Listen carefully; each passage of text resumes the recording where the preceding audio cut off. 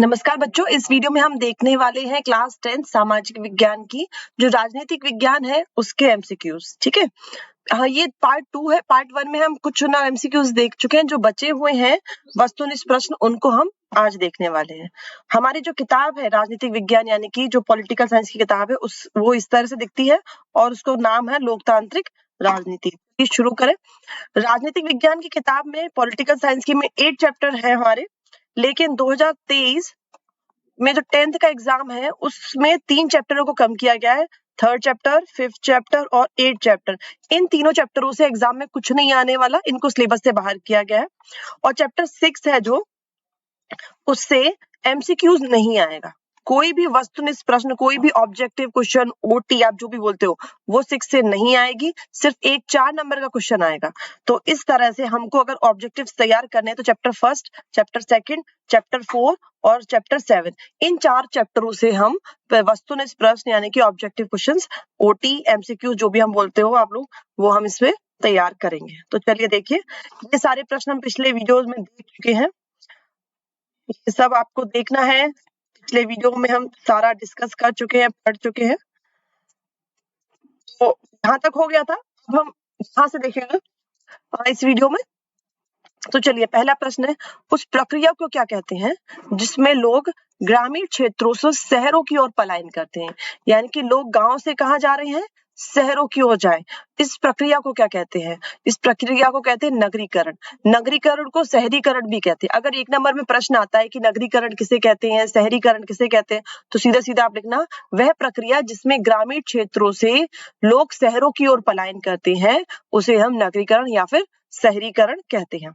अगला क्वेश्चन देखो, महिलाओं के लिए 1/3 आरक्षण का स्थान कहाँ किया गया है? तो जो महिलाओं के लिए आरक्षण किया गया है स्थानीय शासन में। जो स्थानीय शासन है उसमें महिलाओं के लिए 1/3 पद आरक्षित किए गए हैं। अब स्थानीय शासन क्या होता है? ग्राम लेवल पे, ग्रामीण लेवल पे होती है ग्राम पंचायत, पंचायत होती है, और शहरों में होती है नगर पालिका और नगर निगम, नगर पालिका और नगर निगम। ठीक है। तो ये जो स्थानीय शासन है इसमें महिलाओं के लिए 1/3 पद आरक्षित किए जाते हैं। तो अभी यहाँ पे देखो, विधानसभा, विधानसभा नहीं होगा, लोकसभा नहीं है, लोकसभा में नहीं है, पंचायत। तो पंचायत क्या है? स्थानीय शासन है ग्राम लेवल पे, ग्रामीण लेवल पे। तो ये आपका सही उत्तर हो जाएगा पंचायत। कौन सा मामला पारिवारिक कानून से संबंधित नहीं है? परिवार से संबंधित कानून उससे नहीं है, तो विवाह और तलाक है। ये दूसरा हो गया। ग्रहण दत्त, ग्रहण दत्त मतलब गोद लेना, दत्तक लेना, ये इसमें आएगा बच्चे को।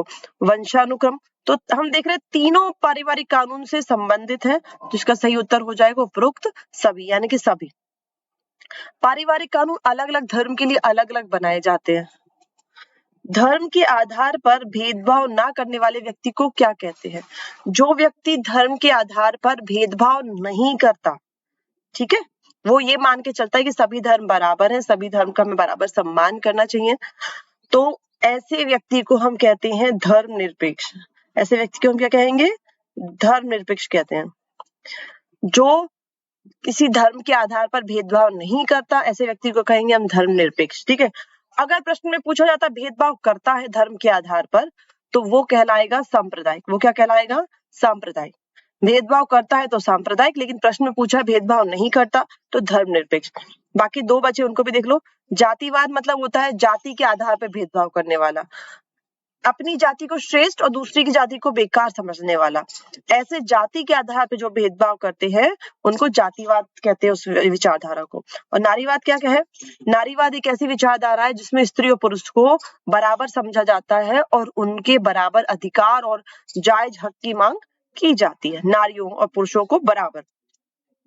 अगला प्रश्न देखो, 2011 की जनगणना के अनुसार प्रति 1000 बालकों पे बालिकाओं की संख्या कितनी है? यानी कि 1000 बॉयज है तो गर्ल्स कितनी होंगी? तो गर्ल्स कितनी है 2011 की जनगणना के अनुसार? 919 थी, 919। अभी 942 के लगभग है, लेकिन 2011 के हिसाब से 919।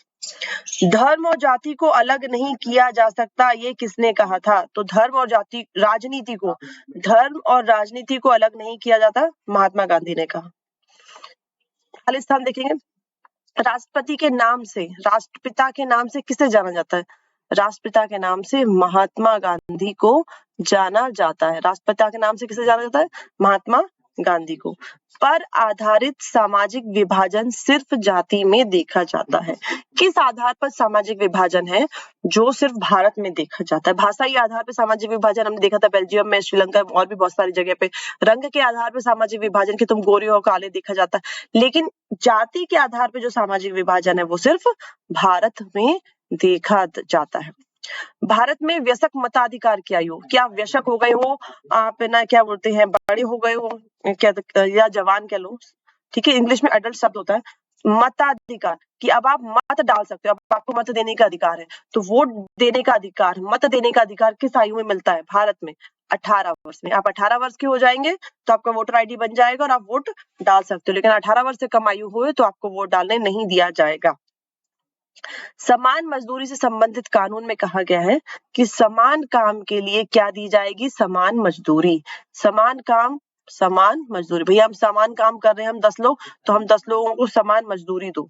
ये नहीं कि पुरुष है तो ज्यादा दे दो, स्त्री है तो कम दो, ठीक है, बूढ़ा है तो कम दो, जवान है तो ज्यादा दे दो। काम सेम हो रहा है आपका तो मजदूरी भी सेम मिलनी चाहिए। भारत के प्रथम प्रधानमंत्री सभी को पता होगा, जवाहर लाल नेहरू। लाल नेहरू, ठीक है। जब एक धर्म के विचार दूसरे से श्रेष्ठ माने जाते तो उसे क्या कहा जाता? अभी मैंने बताया था, धर्म के आधार पर भेदभाव नहीं कर रहे हैं तो धर्मनिरपेक्ष, लेकिन धर्म के आधार पर भेदभाव कर रहे हैं, एक धर्म को श्रेष्ठ मान रहे हैं दूसरे की तुलना में, तो इस तरह के विचार को हम कहते हैं सांप्रदायिक। सांप्रदायिक, सांप्रदायिक, ठीक है। 2011 देश की आबादी में अनुसूचित जातियों का हिस्सा कितना था? दो शब्द आते हैं, अनुसूचित जाति और अनुसूचित जनजाति। जब जाति की बात होती है तो शेड्यूल कास्ट यानी कि एससी, जाति यानी कि एससी, और जनजाति होगा तो एसटी, शेड्यूल ट्राइब्स। तो एससी का कितना है, अनुसूचित जातियां कितनी है? तो 16.6%। लैंगिक विभाजन के विपरीत धर्म विभाजन का आकार राजनीति के मैदान में अभिव्यक्त होता है। जैसे हम समाज में देखते हैं ना, घर में, परिवार में लैंगिक विभाजन देखा जाता है, तुम पुरुष हो तो तुम ये काम करो, तुम स्त्री हो तो तुमको घर का काम देखना चाहिए। लेकिन जब हम राजनीति में देखेंगे तो वहां पे धार्मिक विभाजन ज्यादा दिखेगा कि हम हिंदुओं के साथ खड़े होंगे, हम मुसलमान की बात ज्यादा करेंगे। तो ये जो राजनीति में ज्यादा दिखता है, धार्मिक विभाजन अभिव्यक्त होता है। भारत के प्रथम विधि मंत्री, भारत के प्रथम विधि मंत्री डॉक्टर भीमराव अंबेडकर। BR अंबेडकर भी लिख सकते हैं, भीमराव अंबेडकर भी लिख सकते हो, अंबेडकर। अगला देखो, जोड़ी मिलाना है। सिंघली समुदाय, मैंने पिछले वीडियो में हमने देखा था सिंघली भाषा थी, तो हमने देखा श्रीलंका की कहानी देखी। श्रीलंका में क्या था, 1948 में आजाद हुआ, ठीक है। 1956 में सिंघली भाषा को राजभाषा बना दिया गया था श्रीलंका में। 1948 में आजाद हुआ, 1956 में सिंघली भाषा को राजभाषा बनाया और वहां पे जो बौद्ध धर्म है उसको राजधर्म बना दिया, ठीक है। इसके बाद क्या होता है, श्रीलंका में तमिलों की बातों को सुना नहीं जाता, उनको वैल्यू नहीं दी जाती है, सिंघलियों को ज्यादा प्रायोरिटी मिलने लगती है, तो बाद में जाकर वहां पर इस बात को लेकर तनाव की स्थिति पैदा होती है, ठीक है। तो एक बात और यहाँ देख लो, श्रीलंका की राजधानी क्या है, कोलंबो। कोलंबो, ये भी कभी कभी पूछ देते हैं। तो आप देखो, सिंघली समुदाय किसका संबंध किससे होगा, श्रीलंका से। पितृ प्रधान समाज, भारत में पितृ प्रधान समाज मिलता है, इसका अर्थ ये है कि जो पुरुष है पर उसको मुखिया बनाया जाता है और उसे स्त्रियों की तुलना में अधिक अधिकार प्राप्त होते हैं। प्रश्न भी आता है पितृ प्रधान समाज किसे कहते हैं, तो ये कहाँ मिलेगा आपको, भारतीय समाज में। लगा दीजिए। पाकिस्तान, पाकिस्तान में कौन सा धर्म माना जाता है, इस्लाम धर्म, ठीक है। भारत में धर्म को समुदाय का मुख्य आधार मानने वाला व्यक्ति, यानी कि धर्म ही मेन है, धर्म ही आधार है समुदाय का, तो ऐसे व्यक्ति को हम सांप्रदायिक कहते हैं। ऐसे व्यक्ति को हम क्या कहेंगे, सांप्रदायिक, धर्म को के आधार पर रहने वाला। इंग्लैंड, इंग्लैंड में किसे क्या होगा, इंग्लैंड को मिला दो आप ईसाई धर्म से, क्रिश्चियन धर्म से, ठीक है। भारतीय संविधान पंथ निरपेक्ष है और ओलंपिक खेल कहाँ हुए हैं, मैक्सिको सिटी में, आपकी किताब में दिया है? आगे देखें, लैंगिक समानता किसे कहते हैं, लिंग के आधार पर भेदभाव को हम लैंगिक असमानता कहते हैं। यानी कि स्त्री और पुरुष को अपन कहते हैं तुम स्त्री हो, तुमको ये काम करना चाहिए, तुमको रात को नहीं निकलना चाहिए, और भी जो बातें होती हैं, तुम घर का काम करो, बाहर का काम नहीं करना। पुरुषों से कहो तुम घर में रोटियां नहीं बना सकते, तुम तो पुरुष हो, तुम ऐसा कैसे कर सकते हो। तो जो भी लिंग के आधार पर भेदभाव होता है उसको हम लैंगिक असमानता कहते हैं, लैंगिक असमानता, लिंग के आधार पर भेदभाव,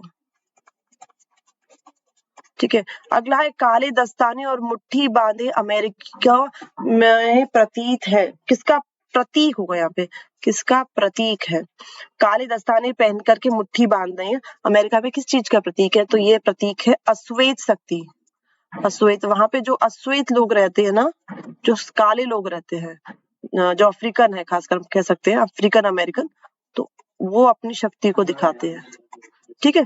काले दस्ताने पहन के मुट्ठी बांधे, अश्वेत शक्ति को।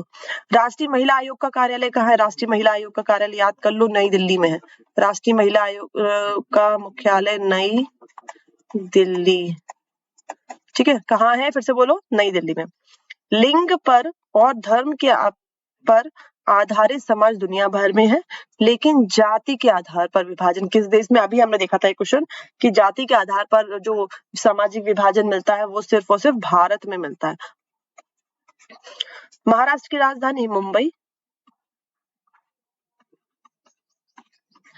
वर्ण व्यवस्था क्या है, वर्ण व्यवस्था देखो, वर्ण व्यवस्था के अंतर्गत समाज को 4 भागों में कार्यात्मक विभाजन किया है, मतलब 4 भागों में बांटा है समाज को, समझना, तो याद नहीं करना पड़ेगा। वर्ण व्यवस्था में क्या किया, पहली लाइन, समाज को 4 भागों में बांटा, फिर किस आधार पे बांटा है, कार्यात्मक, कार्य के आधार पे बांटा, और वो कौन कौन से है, ब्राह्मण क्षत्रिय वैश्य शूद्र, ठीक है, याद रखना। समाज को 4 भागों में बांटा गया था, वर्ण व्यवस्था में 4 भागों में किसके आधार पर कार्यात्मक विभाजन किया गया है, और ब्राह्मण क्षत्रिय वैश्य शूद्र। रंग भेद क्या है, रंग भेद मतलब होता है रंग के आधार पे भेदभाव। आपकी जो त्वचा है वो गोरी है क्या काली है, अगर आप गोरे हैं तो आप उच्च नस्ल के माने जाते थे, और आप काले हैं तो आप बेकार है, आपकी कोई इज्जत ही नहीं है, ठीक है, आप छोटे हैं। तो रंग के आधार पर जो भेदभाव है उसको हम क्या कहते हैं, रंग भेद कहते हैं। तो देखो प्रश्न में क्या लिखा है, त्वचा के रंग और नस्ल के आधार पर जो भेदभाव है उसे रंग भेद कहा जाता है।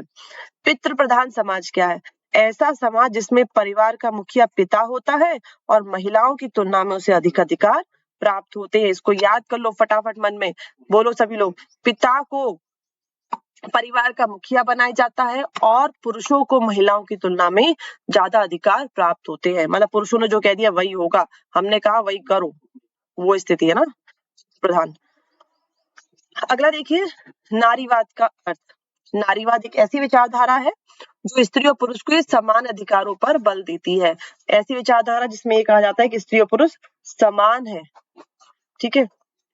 श्रम का लैंगिक विभाजन, लिंग के आधार पर श्रम का विभाजन, ठीक है, जो भी मैं कुछ देर पहले बता रही थी ना आपको लैंगिक असमानता में, कि जो आप स्त्री हो तो आपको ये काम करना है, पुरुष हो तो आपको ये काम करना है, तो ये ही यहाँ पर है एक्चुअली में। श्रम मतलब काम, और लिंग के आधार पर विभाजन कि ये काम स्त्रियां करेंगी, ये काम पुरुष करेंगे, तो इसको हम कहते हैं श्रम के आधार पर लैंगिक विभाजन। कुछ कार्य महिलाओं के लिए और कुछ पुरुषों के लिए बने हैं, ऐसी स्थिति को श्रम का लैंगिक विभाजन कहते हैं। लोकतंत्र क्या है, लोकतंत्र मतलब जनता का शासन, मैं नहीं लिखा हूँ, रटा चुकी हूँ कई बार, जनता का शासन, लोकतंत्र। अगला देखो इंपॉर्टेंट, अश्वेत क्रांति आंदोलन क्या है, ये अमेरिका में क्या बोलते हैं, अफ्रीकन भी थे अमेरिकन भी थे, तो अफ्रीकन अमेरिकन क्या थे, काले रंग के थे, ठीक है, उनका रंग अश्वेत था, और जो अमेरिकन थे वो गोरे रंग के थे, यानी कि सफेद रंग के। तो जो अमेरिकन थे, गोरे थे, वो अपने आप को श्रेष्ठ मानते थे, और जो अश्वेत लोग थे, काले लोग थे, उनके साथ बहुत बुरा जानवरों जैसा व्यवहार करते थे, उनके लिए अलग बस्तियां, अलग रहना, सब कुछ था, और बहुत बुरी स्थिति में रहते थे। तो इस चीज को खत्म करने के लिए, इस नस्लीय अलगाव को रंग के आधार पे भेदभाव को, नस्लीय अलगाव और रंग के आधार पे भेदभाव को खत्म करने के लिए एक जन विरोधी आंदोलन चलाया गया, उसे हम कहते हैं अश्वेत क्रांति आंदोलन। त्वचा के रंग और नस्लीय अलगाव और भेदभाव के खिलाफ चलाया गया जन विरोधी आंदोलन को हम अश्वेत क्रांति आंदोलन कहते हैं। जो भेदभाव हो रहा था ना रंग के आधार पे, नस्ल के आधार पे, उसके खिलाफ एक आंदोलन चला था। ठीक है। अमेरिका में नागरिक अधिकार आंदोलन कब लाया गया? अब ये आंदोलन होता है तो फिर इसके बाद अमेरिका में नागरिक अधिकार आंदोलन लाया गया। 1958 से 1968 में हुआ। नगरीकरण क्या है? मैं आपको पहले बताया, नगरीकरण मतलब वो प्रक्रिया जिसमें लोगों का गांव से शहरों की ओर पलायन हो रहा है। ग्रामीण इलाकों से निकल के लोगों का शहर में बसना, वह प्रक्रिया जिसमें ग्रामीण इलाके से निकल के लोग शहरों में बसने लगते हैं, शहरों की ओर पलायन करते हैं, उसे नगरीकरण या फिर शहरीकरण कहते हैं। अगला देखो, वोट बैंक क्या है? वोट बैंक को मैं इसको एक्सप्लेन करने से आपको थोड़ा समझा दूं। जैसे मान लो आपका एक इलाका है, ठीक है, आप लोग इलाके में कोई एक जाति के लोग हैं, ठीक है, उसी जाति का व्यक्ति कोई हो और वो उन लोगों को अपने बस में किए हो या किसी भी तरीके से उस बस में कर, तो इस प्रतिनिधि को लग रहा है कि ये इलाके में जितने भी लोग हैं ये सब मेरी बात सुनते हैं और मुझे ही वोट देंगे। ठीक है, तो इस इलाके में जितने भी वोटर है, मतदाता है, वो सारे क्या कहलाएंगे? इस व्यक्ति का, इस नेता का क्या कहलाएंगे? वोट बैंक कहलाएंगे। अभी और समझते हैं इसको। देखो यहाँ पे वोट बैंक का मतलब है मतदाता, वोटर जो वोट देते हैं। जैसे कि मान लो मैं वोट दे रही हूँ, ठीक है, तो मैं क्या बन जाऊंगी? वोट बैंक बन जाऊंगी। कब बन जाऊंगी? जब मैं ना उस राजनेता को पता है कि ये मुझे ही वोट देगी, किसी और को वोट नहीं देगी। मेरा इलाका है वो सारे लोग, किसी मान लो राजीव नाम का हमारे यहाँ पे एक नेता खड़ा है, ठीक है, पार्षद है मान लो राजीव नाम का, उसको पता है कि इस कॉलोनी के सारे लोग मुझे ही वोट देंगे चाहे कुछ भी हो, तो हमारी कॉलोनी के जितने भी वोटर होंगे उस व्यक्ति के क्या बन जाएंगे? वोट बैंक बन जाएंगे, उस राजनेता के, उस दल के। तो देखो, मतदाताओं का एक विशेष समूह या समुदाय, उसको क्या कहते हैं? वोट बैंक कहते हैं। किसको? मतदाताओं का विशेष समूह या समुदाय को हम वोट बैंक कहते हैं।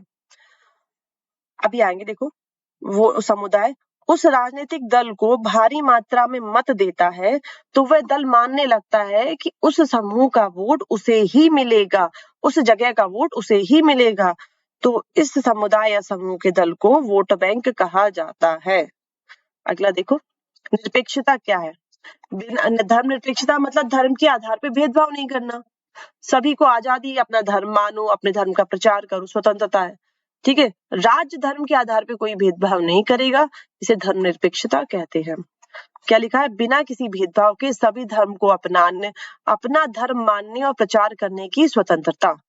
ठीक है, बिना किसी भेदभाव को सभी धर्म को अपना धर्म मानने व प्रचार करने की स्वतंत्रता, अर्थात राज्य धर्म को लेकर कोई भेदभाव नहीं करेगा, इसे हम कहते हैं धर्म निरपेक्षता। आरक्षण क्या है?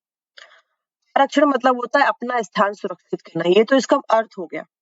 लेकिन हम आरक्षण को किस अर्थों में लेते हैं? तो देखो क्या है, हमारे समाज में बहुत सी जो जातियां हैं, हमारा समाज है उसमें बहुत सी ओबीसी, एससी, एसटी जाति हैं। जो एसटी मतलब जंगलों में रहने वाली जनजातियां हैं, एससी मतलब आपकी क्या बोलते हैं, पिछड़ी जातियां हैं, अनुसूचित जातियां हैं, वो बहुत पिछड़ी हैं, उनकी पढ़ाई लिखाई भी कम है, उनके घर परिवार में बहुत कम लोग पढ़े हैं, सुख सुविधाएं भी उनके पास बहुत कम है। तो सरकार क्या करती है, ऐसी जातियों के लिए, ऐसे समुदायों के पिछड़ेपन को दूर करने के लिए उनको क्या करती है? थोड़ी सी रियायत दे देती है, उनके लिए नौकरियों में कुछ स्थान फिक्स कर देती है। भैया, क्योंकि अगर जनरल कर दो ना, सबको इकट्ठा कर दो, तो वो कभी आगे बढ़ ही नहीं पाएंगे, फेस ही नहीं कर पाएंगे दूसरे लोगों से, क्योंकि ऑलरेडी बहुत कमजोर स्थिति में है।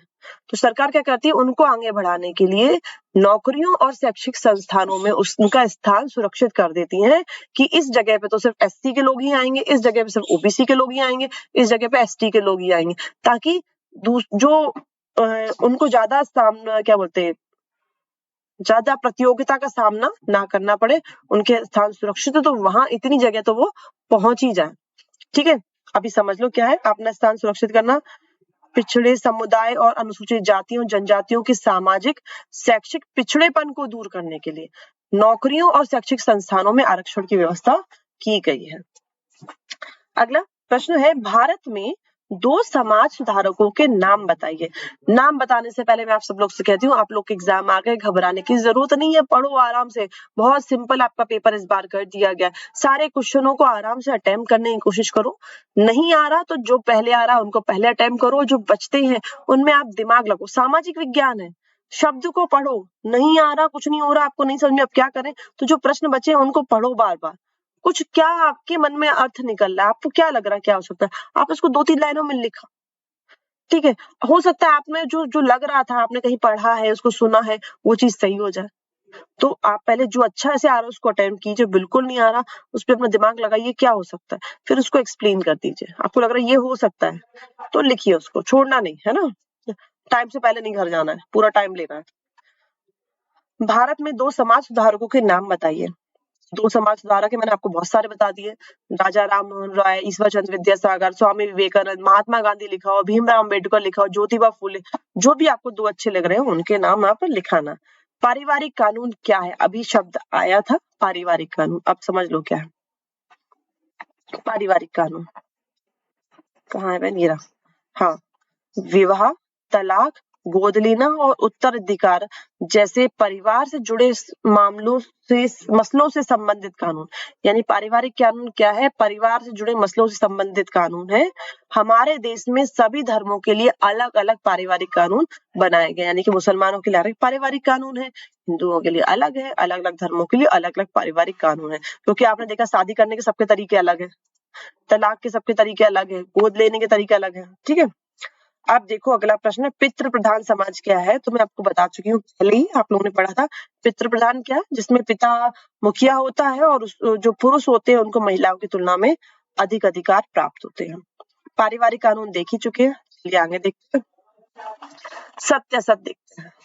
लैंगिक असमानता के आधार स्त्री और पुरुषों की जैविक बनावट है, ठीक है, ये सत्य है या असत्य है, या आप मुझे बताएंगे, ये अब मैं आप पे छोड़ती हूँ, अपना दिमाग चलाओ, नहीं बताऊंगी। लैंगिक असमानता का आधार स्त्री और पुरुष की जैविक बनावट है। अगर आप लोग वीडियो देख रहे हो और आप लोग पे अगर इतना सा टाइम हो तो मुझे आप ये बस कमेंट में, जितने भी लोग 1 2 3 4 5 10 लोग जो भी वीडियो देख रहे हो, अगर देखते हैं तो आप इतना बस करना कि आप कहाँ से देख रहे हैं। आप गांव से देख रहे हैं तो किस गांव से देख रहे हैं, या शहर से देख रहे हैं तो किस शहर से, आप भिंड से देख रहे हैं तो भिंड कर दीजिए, ग्वालियर से देख रहे हैं ग्वालियर से कर दीजिए, गुना से देख रहे हैं गुना से कर दीजिए, कोई गांव से देख रहे हैं आप, आदर्श, पिथनपुरा, पावी, कहीं से भी देख रहे हैं तो बस कमेंट में जाकर के अपने उसके आगे बस ये लिख दीजिए अपनी जगह का नाम, कि मैं इस जगह से देख रहा हूँ, बस उस जगह का नाम लिख दीजिए, तो मुझे थोड़ा सा आइडिया हो जाएगा कहाँ कहाँ से आप लोग देख रहे हैं, है ना। घरेलू हिंसा कानूनन अपराध है, ये सत्य है, घरेलू हिंसा हमेशा ही कानून अपराध है। घर में मारपीट करोगे तो अपराध है, ठीक है, मारपीट नहीं करनी बिना मतलब की। भारत में संविधान धर्मनिरपेक्ष है, सत्य है। ज्योतिबा फुले समाज सुधारक थे, याद कर लो, ज्योतिबा फुले समाज सुधारक थे, अगर 2 पूछे तो उसमें एक लिखे आना, ज्योतिबा फुले समाज सुधारक थे। जनगणना प्रत्येक 10 वर्ष के बाद सभी नागरिकों के धर्म का को भी दर्ज करती है, जब आपकी जनगणना होती है, आपका नाम, आपकी गांव, आप कितना है, बच्चे हैं, सब कुछ लिखते हैं, उसमें आपका धर्म भी लिखा जाता है। भारतीय संविधान समानता पर आधारित है, सत्य है। अगला देखो, विकल्पीय प्रश्नों के उत्तर देने हैं हमें। लोकतंत्र में निर्णय लेने और क्रियान्वयन में देरी हो जाती है, क्यों हो जाती है भाई देरी? सरकार फैसले लेने से डरती है, गलत, नहीं ये वाला नहीं हो सकता। सरकार निर्णय लेने में हिचकिचाती है, अब सरकार ही हिचकिचाएगी तो कैसे काम चलेगी, ये भी गलत। लोकतंत्र विचार विमर्श और बातचीत के विचार पर आधारित होता है, ये सही है। लोकतंत्र में अक्सर इसलिए देर होती है क्योंकि एक व्यक्ति थोड़ा ना राजा बैठा है बना बैठा, उसने कह दिया हो जाए, नहीं, उसमें सबके बीच में विचार विमर्श होता है, बात होती है कि ये सही है कि नहीं सही है, पक्ष के लोग भी बैठते हैं, विपक्ष के लोग भी बैठे हैं, चर्चा होती है, फिर सही लगता है तो निर्णय लिया जाता है। अब सही चीज लेने में थोड़ा टाइम तो लगता ही है। ये आपका हो गया होता है।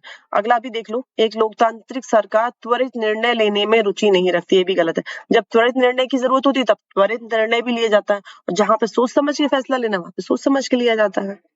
अगला देखो, निम्नलिखित में से कौन सा कथन सही है? अधिकांश लोकतंत्र में संविधान है, वे चुनाव करते हैं, दल होते हैं, नागरिकों के अधिकारों की गारंटी देते हैं, सही बात है, चुनाव किए जाते हैं, पार्टियां होती हैं, नागरिकों के अधिकार की गारंटी देते हैं। बी, लोकतंत्र अपनी सामाजिक, आर्थिक, सांस्कृतिक उपलब्धियों के मामले में एक दूसरे से बहुत अलग होता है। सही बात है। एक लोकतंत्र में जितने भी लोग होते हैं वो आप अपने एक दूसरे से बहुत अलग होते हैं। हमारे देख लो, आप अपने उत्तर के 2 लोगों को देख लो, है ना, और दक्षिण में लोगों को देख लो, उनकी बोलचाल, भाषा, रहन-सहन, आर्थिक स्थिति सब कुछ अलग-अलग होता है। तीसरा देखो, जहां तक सामाजिक, आर्थिक, सांस्कृतिक स्थितियों का संबंध है, सभी लोकतंत्र समान है। क्या सभी लोकतंत्र समान है? भारत एक लोकतंत्र समान है क्या? ब्रिटेन एक लोकतंत्र है क्या? हम समान है क्या सभी आधारों पे? नहीं, तो ये गलत बात है। समान नहीं होते भैया। लोकतंत्र में तो विविधता ही होती है, वो अपने आप में विविधता को समेटे रहता है, उसमें समन्वय बनाता है। तो आ और बा दोनों सही है, तो हमारा दा उत्तर लगाएंगे, क्योंकि दा कह रहा है आ और बा दोनों सही है। अगला, लोकतंत्र का कौन सा गुण सही नहीं हो सकता? समानता का पोषक लोकतंत्र है। व्यक्ति की गरिमा में वृद्धि लोकतंत्र है। बहुसंख्यकों का शासन नहीं, ये नहीं है। ऐसा नहीं है कि जिनकी संख्या ज्यादा है, मान लो भारत में हिंदू ज्यादा है तो भैया भारत हिंदुओं के हिसाब से चलेगा, सिर्फ हिंदुओं के लिए काम करेगा, उनको आरक्षण दे देगा सिर्फ, नहीं। लोकतंत्र में बहुसंख्यकों का शासन नहीं होता है, सबका शासन होता है, जनता का शासन होता है, बहुसंख्यकों का शासन नहीं होता। लोकतंत्र क्या है? हम पढ़ते हैं जनता का शासन। अगला देखो, और ये लाइन ध्यान सुनो, विभिन्नताओं में सामंजस्य की क्षमता। लोकतंत्र में विभिन्नताएं होती हैं और उनको में सामंजस्य स्थापित करके काम करता है। तो सही उत्तर क्या हो जाएगा हमारा? स हो जाएगा, क्योंकि उसमें नहीं बोला है। किस प्रकार का शासन व्यवस्था आमतौर पर सामाजिक प्रतिद्वंद्विता को कम करने और सामाजिक तनाव की संभावना को कम करने की एक प्रक्रिया विकसित करता है। ऐसा शासन बताना है जिसमें समाज में जो प्रतिद्वंद्विता है, जो झगड़ा है, जो तनाव है, वो कम हो। तो सिंपल से हम पढ़ ही चुके हैं, सामंजस्य स्थापित करने का काम कौन करता है समाज में? लोकतांत्रिक शासन। लोकतंत्र के परिणामों का सही आधार क्या है? तो लोकतंत्र के परिणामों का सही आधार है, मैं आपको पहले बता दूं, इसमें एक उत्तरदायी शासन व्यवस्था। अब आप लोग पढ़ना बाकी सारे पॉइंट्स को। एक उत्तरदायी शासन व्यवस्था लोकतंत्र का मूल मंत्र है। एक ऐसी शासन व्यवस्था जो उत्तरदायी हो जनता के प्रति। तो हमारा उत्तर सही होगा द। फिर भारतीय लोकतंत्र कैसा है? तो देखो, भारतीय लोकतंत्र सफल लोकतंत्र है, सफल है। विश्व का सबसे बड़ा लोकतंत्र है, ये भी है। दोनों आ और बा तो है, दा और देख लो। एक असफल नहीं है, तो ये गलत हो जाएगा, सही होगा हमारा स द। अगर कभी आप लोगों को कंफ्यूजन हो दा और आ बा में और इस तरह कुछ दियो, तो आप ज्यादातर इसी पे ही जाना, दोनों वाले पे, क्योंकि यही होता है। और अगर बिल्कुल नहीं आ रहा है तो जब कुछ नहीं समझ तुक्का लगाना, तब की बात कर रही हूँ मैं। अगला, इन मूल्यों में से किसका लोकतंत्र में नैतिक और कानूनी प्रतिबंध है?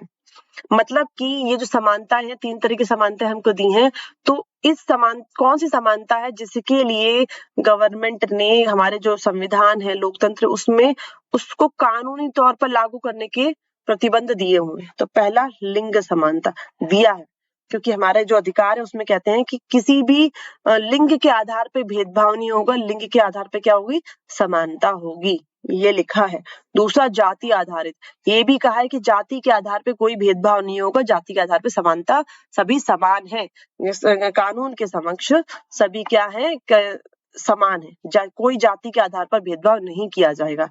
नेक्स्ट है आर्थिक समानता। आर्थिक समानता की हमारी बात नहीं होती, सरकार नहीं कहती कि हम सबको आर्थिक रूप मतलब धन के रूप से, पैसे के रूप से, आपकी आर्थिक स्थिति सबकी हम समान करेंगे, ये बात सरकार नहीं कहती। तो उसमें क्या होगा? द आपका सही हो जाएगा। मैंने आपको बताया ना, अगर इस तरह से आया आ और बा और आपको बिल्कुल ही नहीं आ रहा हो, तो आप तुक्का लगाना हो तो ऐसे पे ही तुक्का लगाना। लोकतंत्र सरकार का बेहतर रूप है क्योंकि यह नागरिकों की भी समानता को बढ़ावा देता है, व्यक्तियों की गरिमा को बढ़ाता है, संघर्षों को हल करने के लिए एक विधि प्रदान करता है, और तो उपरोक्त सभी, ये उपरोक्त सभी हो जाएगा इसका उत्तर, क्योंकि तीनों है ना। लोकतंत्र की सफलता निर्भर करती है नागरिकों की उदासीनता पर नहीं। उदासीनता मतलब ही नहीं है। अब नागरिकों को मतलब नहीं होगा तो फिर लोकतंत्र कैसे सफल होगा? ना, लोकतंत्र तो लोगों का तंत्र है, लोगों का शासन है। अब लोग ही मतलब नहीं रखेंगे तो कैसे काम चलेगा? तो ये गलत। नागरिकों की गैर कानूनी कार्रवाई नहीं। ठीक है, नागरिकों का विवेकपूर्ण सहभागिता, ये है विवेकपूर्ण, समझदारी से सहभागिता करना, हो जाएगा। लोकतंत्र के संदर्भ में निम्नलिखित में से कौन सा कथन सत्य है? लोकतंत्र ने सफलतापूर्वक क्या किया है? लोगों के बीच संघर्ष को समाप्त किया है, किया तो है, कहाँ गया पेन, ये रहा, किया है। लोगों में आर्थिक असमानताओं को समाप्त की, ये नहीं किया। आर्थिक सब असमानता कहाँ समाप्त हुई है? भारत में भी देखो, कोई अमीर है, कोई गरीब है, कोई करोड़पति है, कोई रोडपति है। हाशिए के वर्गों के साथ कैसा व्यवहार किया जाए, उससे जुड़े मतभेदों का समाप्त नहीं किया। राजनीतिक असमानता के विचार को खारिज किया, ये भी है। तो अभी पहला और चौथा, इन दोनों में पढ़ो, दोनों में से ज्यादा सही कौन सा है? तो अब लोकतंत्र क्या करता है? मेनली लोगों के बीच के संघर्ष को समाप्त नहीं किया। अब देखो यहाँ पे ध्यान से पहली लाइन को, पहली लाइन कह रही है कि लोगों के बीच के संघर्षों को कम करने का काम करता है, लेकिन समाप्त कर दिए क्या अब लोग बिल्कुल लड़ते नहीं है, उनमें संघर्ष नहीं? तो पहला वाला ये, अब देखो ध्यान से, आपको क्या लगेगा? अब गलत लगने लगेगा। तो आपका सही क्या हो जाएगा? आखिरी वाला। ठीक है, इसको ध्यान से पढ़ो। राजनीतिक असमानता के विचार को खारिज किया, खारिज मतलब कैंसिल किया। इस विचार को कैंसिल किया कि राजनीति में असमानता होनी चाहिए, कोई पैसे वाला ज्यादा हो तो उसको ज्यादा इज्जत दो, और ये जो विचार था इसको खत्म किया। उन्होंने कहा राजनीति में सभी समान है, सभी को समान मौके मिलने चाहिए, सभी नेता बन सकते हैं, राजनेता बन सकते हैं, विधायक बन सकते हैं, और वो जनता के लिए काम कर सकते हैं। तो राजनीतिक असमानता के विचार को खारिज किया। देखें खालिस्तान। ठीक है, लोकतंत्र में सरकार कैसे चुनी जाती है? चुनाव द्वारा, चुनाव के द्वारा चुनी जाती है। चुनाव होते हैं और सरकार चुनी जाती है। दुनिया का सबसे बड़ा लोकतांत्रिक देश भारत है। नेक्स्ट, तानाशाही विचारधारा का समर्थन करता है। इसका समर्थन करता है निरंकुशवाद। निरंकुशवाद, निरंकुशवाद तानाशाही का समर्थन करता है। निरंकुशवाद क्या? जिसपे कोई अंकुश ही नहीं हो, जो उसने कह दिया, जो नेता, जो मुखिया है, उसने जो कह दिया वही होना है, फिर तुम कुछ भी कहते हो, तुम मरो कटो, कोई मतलब नहीं जनता से उसको। निरंकुशवाद में राजा ने जो कह दिया वो होना है, बस वो सही गलत फिर कुछ नहीं होता, क्योंकि राजा ने कहा तो वो सही है। तो यही तानाशाही में होता है, तानाशाह ने जो कह दिया वही होना है, उसको मतलब ही नहीं है जनता से।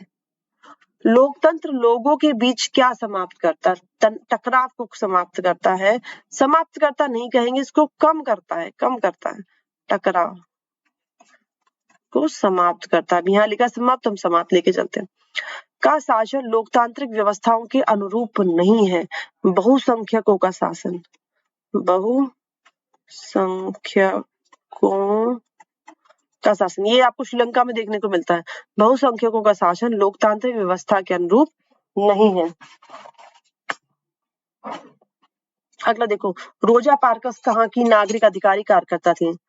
तो रोजा पार्कस है वो अफ्रीकी अमेरिकी है, अफ्रीकी अमेरिकी है, अमेरिकी।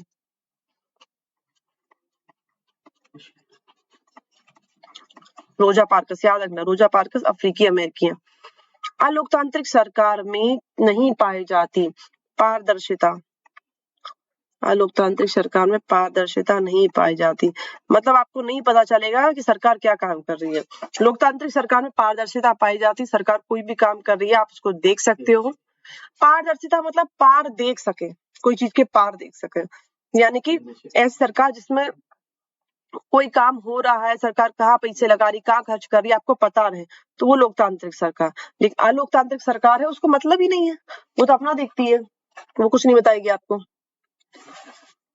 लोकतांत्रिक व्यवस्था राजनीतिक पर आधारित होती है, राजनीतिक समानता पर आधारित होती है। लोकतांत्रिक व्यवस्था राजनीतिक समानता पर आधारित होती है, सबको बराबर मौका मिलता है।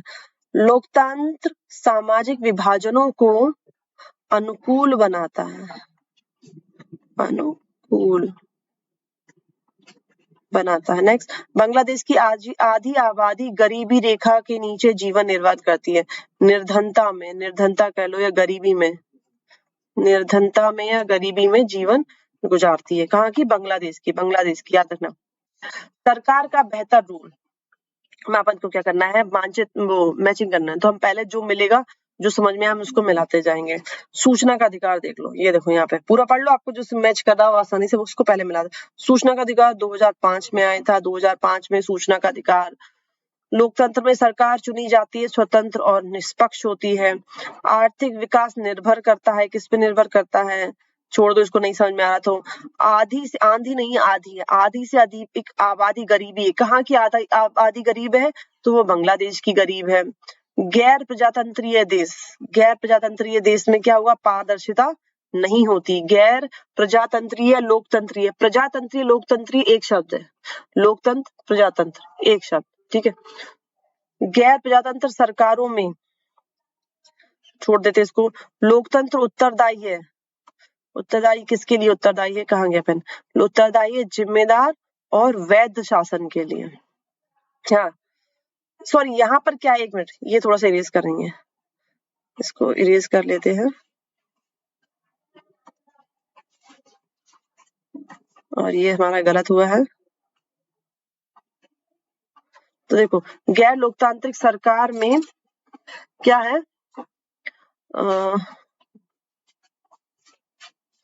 हाँ, ये देश की बात हुई थी, हमसे एक गलती हो गई, अपन से देश है, तो यहाँ पे अपन को देश का नाम ढूंढना पड़ेगा, क्योंकि लोकतांत्रिक गैर प्रजातांत्रिक देश पूछा था, फिर देश आपका कौन सा? चीन। ये भी थोड़ा दिमाग लगाना पड़ेगा। और गैर लोकतांत्रिक सरकारों में पारदर्शिता नहीं पाई जाती, यहाँ पे ये हो जाएगा। सरकार का बेहतर रूप क्या हो जाएगा? लोकतांत्रिक सरकार। फिर क्या है? आर्थिक विकास अभी नीचे आ जाओ। तानाशाही सरकार का हो जाएगा निरंकुशवाद से, ठीक है।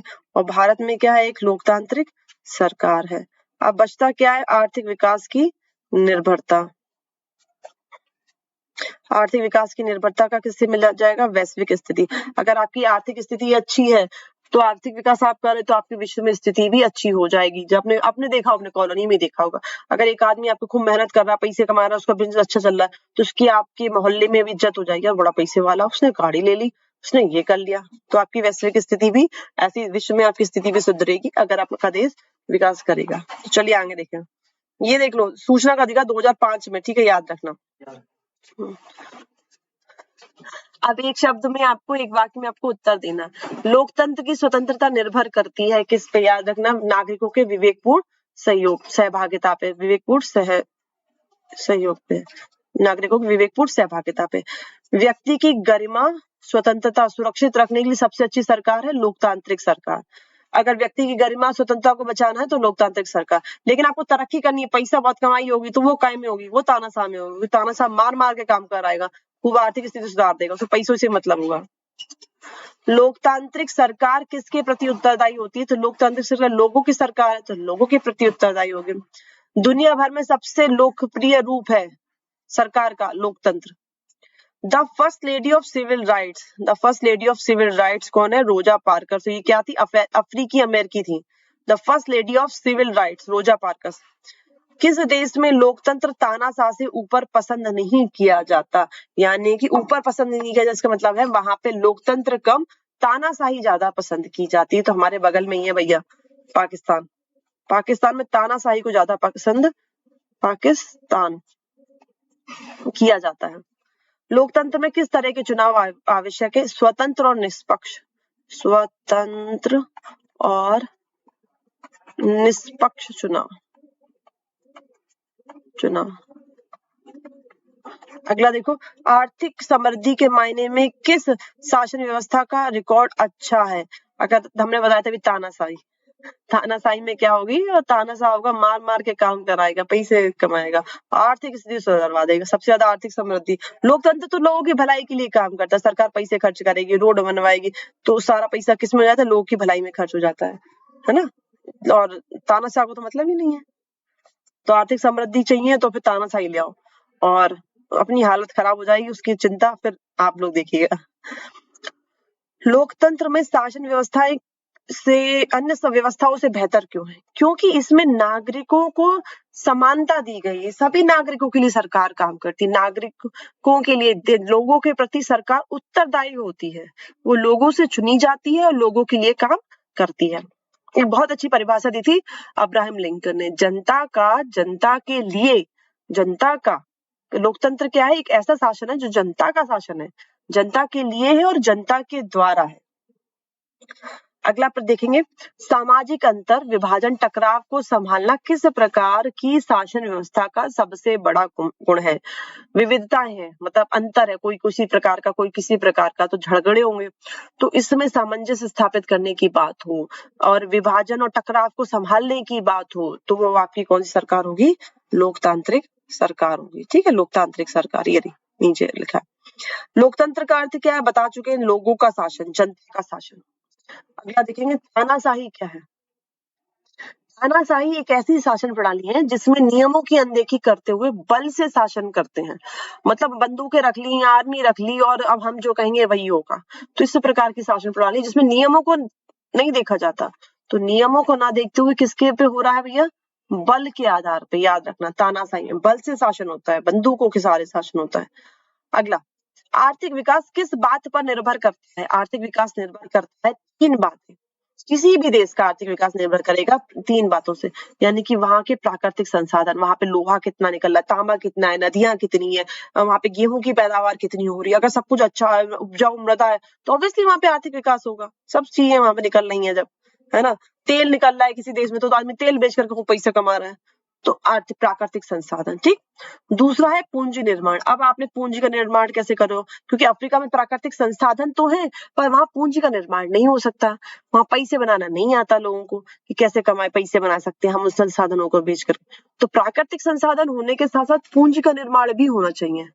और तीसरी जो बात है वो बाजार का आकार, बाजार भी होना चाहिए आपके पास। वहां नहीं है तो बाहर बेचो। जैसे आपने देखा था ब्रिटेन में दोनों थे, प्राकृतिक संसाधन भी उन्होंने दौदर से कर लिए थे, पूंजी का निर्माण उनको आता था, बस उन्हें बाजार के लिए उनको भटकना पड़ा था, और भटकते भटकते वो भारत आए, वहां उनको सब कुछ मिल गया। तो 3 बातें, प्राकृतिक संसाधन, पूंजी निर्माण, बाजार का आकार। फिर से बोलो, प्राकृतिक संसाधन, पूंजी निर्माण, बाजार का आकार। किसके लिए? आर्थिक विकास के लिए।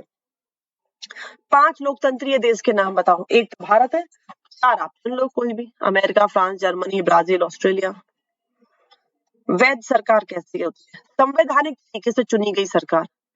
जैसे हमारे चुनाव होते हैं, बढ़िया तरीके से, सही से, ईमानदारी से लोग जाते हैं, वोट देते हैं, संवैधानिक तरीके से सरकार चुनी गई, वैध सरकार। अब हम गए, हमारे गांव में चुनाव हो रहा है, हम गए, हमने डंडे रख लिए, गुंडे बुला लिए और सबसे कहा कि कोई वोट नहीं डालेगा, सारे वोट हम ही डालेंगे, हमारे आदमी डालेंगे। तो क्या ये वैध सरकार होगी? क्या ये सही सरकार होगी? क्या ये संवैधानिक तरीके से चुनी गई? नहीं, ये संवैधानिक तरीके से नहीं चुनी गई, इसीलिए क्या होगी? ये वैध सरकार नहीं कही जाएगी। ठीक है, वैध सरकार मतलब होती है वो सरकार जो संवैधानिक तरीके से चुनी जाए, उसको हम क्या कहेंगे? वैध सरकार कहेंगे। ठीक है, 1 मिनट का जो इंटरप्शन है उसके लिए, तब तक आप क्या है,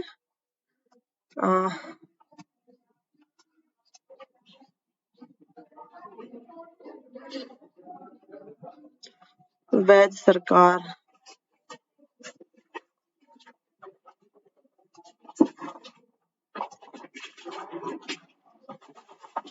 एक मिनट,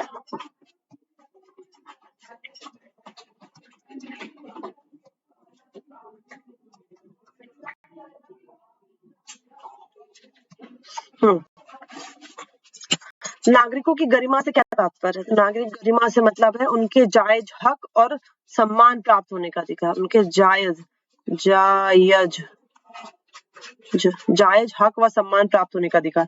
व्यक्ति की गरिमा से क्या तात्पर्य है? तो व्यक्ति की गरिमा से तात्पर्य है मनुष्य की स्थिति, उसको सम्मान पाने का अधिकार। मनुष्य की स्थिति जिसमें उसको सम्मान का अधिकार मिले।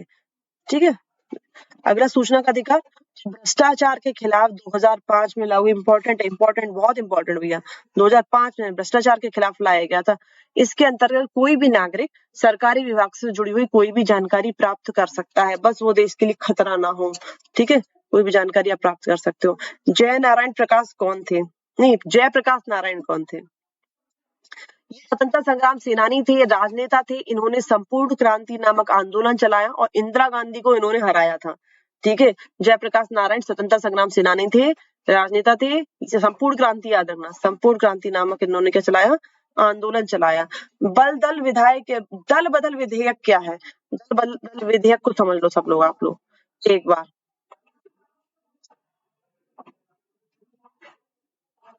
ठीक है, दल बदल विधेयक क्या है? इसमें क्या होगा, एक विधायक है, ठीक है, जैसे मान लो कोई विधायक है वो किससे चुनाव लड़ता है? बीजेपी से चुनाव लड़ा, ठीक है, वो जीत गया, अभी वो विधायक बन जाता है। कोई प्रतिनिधि है उसने किसी पार्टी से चुनाव लड़ा, मैंने कहा बीजेपी से लड़ा उसने, ठीक है, या फिर उसने कांग्रेस से लड़ा या फिर कोई अन्य पार्टी से उसने क्या किया, चुनाव लड़ा, वो जीत गया, विधायक बन गया। अब विधायक बनने के बाद वो अपनी पार्टी को छोड़ के दूसरी पार्टी से जुड़ जाए, ठीक है, तो उसको हम क्या कहेंगे, दल बदल कहेंगे, ठीक है।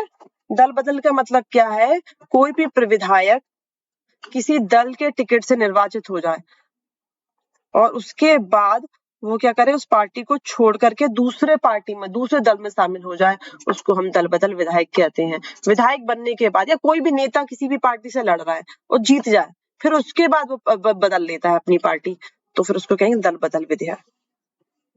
आगे देखो,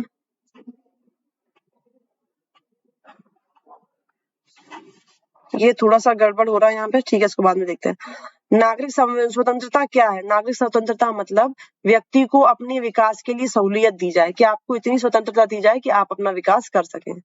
नागरिक स्वतंत्रता का अर्थ है उस स्वतंत्रता है जिसमें व्यक्ति अपने विकास के लिए कार्य कर सके, विकास के लिए सहूलियत दी जाती है। सब देखेंगे, लोकतंत्र का सबसे अच्छा गुण नागरिकों की गरिमा में वृद्धि करना है, ये अच्छी बात है, तो अच्छा ही होगा ना, सत्य कर दो इसको, ठीक है, ऐसे सर्कल बना दो, या फिर जैसे आपको लिखना है आपको तो कॉपी में सीधी सीधी सत्य या असत्य। लोकतंत्र में गलतियों को सुधारने की गुंजाइश नहीं होती, असत्य। क्यों नहीं भाई होती, सुधार सकते हैं। लोकतांत्रिक व्यवस्था में भ्रष्टाचार से मुक्त होता है, ये भी असत्य है। लोकतंत्र में भ्रष्टाचार हो जाता है, ठीक है, भ्रष्टाचार से मुक्त नहीं, लेकिन बेहतर है लोकतंत्र भ्रष्टाचार से मुक्त नहीं है, पर बाकी जो शासन व्यवस्थाएं हैं उनसे बेहतर है। लोकतांत्रिक सरकार वैध सरकार को जन्म देती है, सत्य। लोकतांत्रिक सरकार क्या करती है, वैध सरकार को क्या करती है, जन्म देती है। बेल्जियम सामाजिक व्यवस्था में सामंजस्य पर आधारित देश है, सत्य है।